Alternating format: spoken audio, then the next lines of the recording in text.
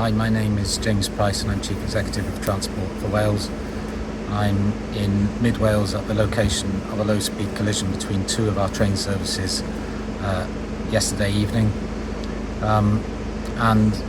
Firstly, I'd like to express my sympathy for the family and friends of the gentleman who sadly lost his life in the incident yesterday. I'd also like to express my sympathy and my thanks to the customers we were carrying who have been injured or who were otherwise involved in the incident.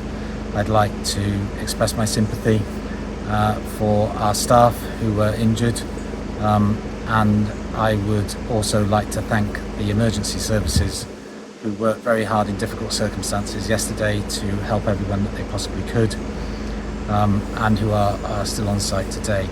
What's important now is that we understand exactly what caused this incident so that we can make sure that nothing like it happens again. The police will now work with the RAIB and the ORR to ensure that we fully understand what happened, and then we will make sure that we fully deal with any of those issues.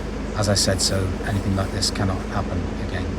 I'd like to take the opportunity to thank our customers who over the last few days have seen delays and cancellations across our network due to the significant incident that happened on Monday evening. We are doing all we can to make sure our customers and our colleagues who are involved are supported as possible, and we're working with investigators to make sure we can get the line in Mid Wales open as soon as possible.